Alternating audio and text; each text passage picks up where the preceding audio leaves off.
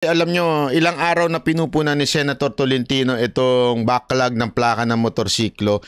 Alam nyo kasi sa totoo lang hanggang ngayon, ewan ko nga hindi ko maintindihan, hindi na nasolusyonan yan. Tapos lalo pa daw tumataas yung dati 9 million lang, ngayon 12 million na ang backlog. Backlog, naging 12.9 na ito ngayon.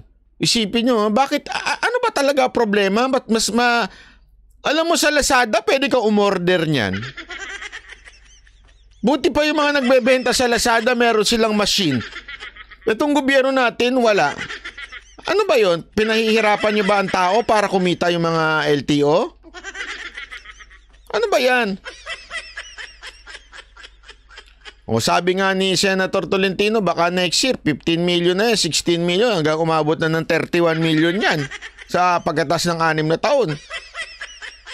Ano ba talaga ang dahilan ninyo at bakit yan po ay tuloy-tuloy na may backlog yan? Yang plaka ninyo, pambira kayo. Oh. Senator Tolentino, dikdikin nyo yan. Kasi alam mo pinakakawawa talaga dyan. Yung mga motorsiklo lalo na pagka pinara sila ng mga traffic enforcer na akala mo mayayaman.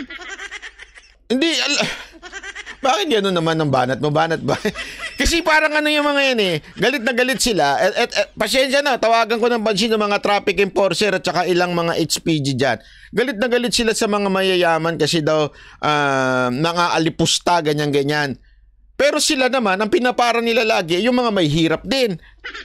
Yung mga nakamotorsiklo, titingnan nila kung anong violation, mga plaka. Kaya, alam mo, naintindihan ko naman na dapat nilang hulihin pagka walang plaka. Minsan hindi mo masisi. Ang tagal lumabas ng plaka sa LTO, buti pa sa BMW, lakas ni RSA. Hindi, walang biro. Pagka kay RSA, mabilis ang pag BMW, bilis lumabas ng plaka Ganun talaga life. Hindi ako nagyayabang na hindi yun na ibig ko sabihin na may BMW ako. Hindi yun na ibig ko sabihin. Ang ibig ko lang sabihin, bakit doon nga hindi ko maintindihan. Pagka mga mamahaling sasakyan, ang bilis lumabas ng plaka. Pag mga motor na ang tagal lumabas ng plaka, bakit?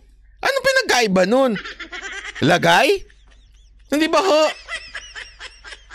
Nakakairita sa bayan natin Ang bilis lumabas talaga ng plaka pag mamahalin yung binili mo sa sakyan o kaya di motor na mamahalin, mga big bike. Ang bilis lumabas ng plaka.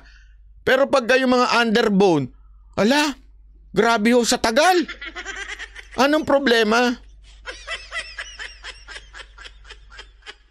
Hindi ba ho? Tapos sasabihin ninyo, maglagay na lang ng virtual plate dyan. So pagagastusin nyo pa-orderin nyo pa sa Lazada. Isipin nyo yan sasabihin nila, maglagay na lang kayo ng virtual plate. Tapos pag tumingin ka sa Lazada, meron naman magpiprint ng virtual plate mo. Di ba? Anong klaseng katarantaduhan yun, LTO?